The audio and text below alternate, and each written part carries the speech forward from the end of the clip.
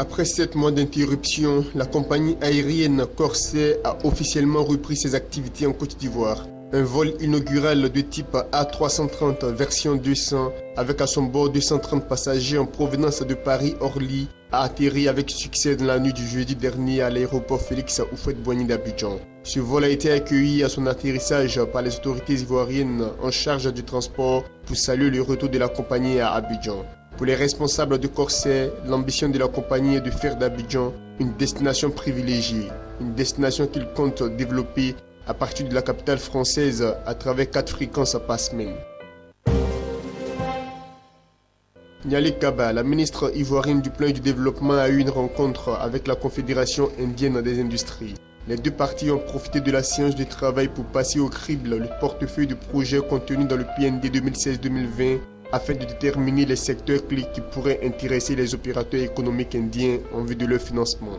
Niali Kaba s'est félicité de cette opportunité qui, selon elle, aiderait à mettre en œuvre de façon effective ce nouveau plan national de développement. Pour rappel, ce plan d'un coût global de 30 000 milliards de francs CFA accorde une bonne part de son financement au secteur privé à hauteur de plus de 60%. La présence du secteur privé indien constitue une aubaine que l'État de Côte d'Ivoire voudrait saisir pour capitaliser sur l'investissement des partenaires au développement. Les hommes d'affaires indiens ont eux réaffirmé leur engagement à s'investir pleinement dans le projet d'émergence de la Côte d'Ivoire par le financement des secteurs d'activité tels que l'eau, l'électricité, l'énergie, le pétrole, le transport, les TIC et bien d'autres infrastructures sociales de base. Les directeurs généraux de Société Générale de Banque en Côte d'Ivoire, SGBCI, et de l'Institut National Polytechnique Félix Houphouët-Boigny de Yamoussoukro se sont engagés à mutualiser leurs atouts respectifs dans le cadre d'un partenariat stratégique. Cette volonté a été matérialisée par la signature d'une convention destinée à formaliser la collaboration entre les deux entités et en élargir le champ d'application.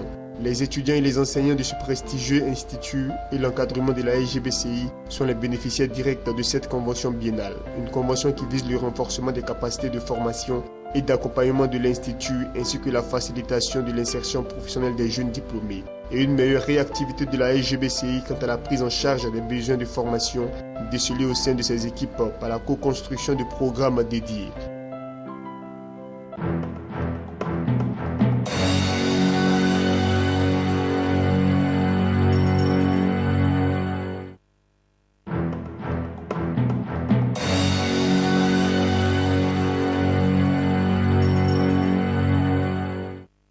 La Banque centrale du Nigeria a annoncé qu'elle allait abandonner la politique du taux d'échange officiel du Naira vis-à-vis du dollar en vigueur depuis mars 2015, et ce, pour réintroduire le taux interbancaire flexible sur le marché des change. Au Nigeria, cette nouvelle politique qui devrait être mise en application à partir du lundi prochain n'est pas de facto synonyme d'une dévaluation du Naira. Le Nigeria a subi de plein fouet la chute des prix du pétrole sur le marché international. Le PIB de ce pays, qui tire 70% de ses revenus et environ 90% de ses recettes en débit des exportations de l'or noir, s'est en effet contracté de 0,36% au premier trimestre 2016, ce qui représente la pire performance de l'économie nigériane depuis le milieu des années 90. Entre la douane et le fisc camerounais, il y aura désormais une étroite collaboration.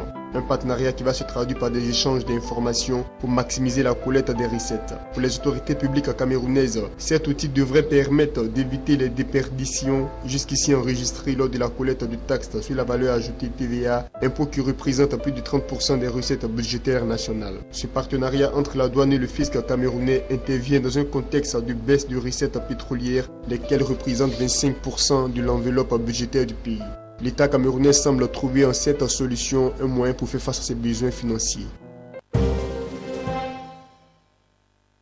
Le pays des hommes intègres a accueilli la 6e édition des journées BRVM. Cette rencontre a vu la participation des autorités administratives et politiques, les entreprises, les investisseurs institutionnels et particuliers ainsi que le peuple burkinabé.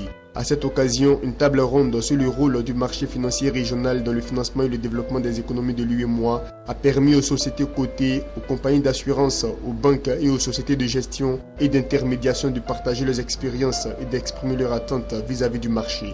3 ateliers thématiques sur le financement de l'entreprise par la bourse, le placement de l'épargne en bourse et le rôle des médias dans la diffusion de la culture boursière ont permis de donner des clés d'analyse et de décision aux entreprises pour leur financement en bourse, aux investisseurs pour le placement de leur épargne et aux journalistes pour leur action dans la diffusion de la culture boursière auprès des populations. Rendez-vous a été pris en octobre 2016 à Dakar pour la prochaine édition.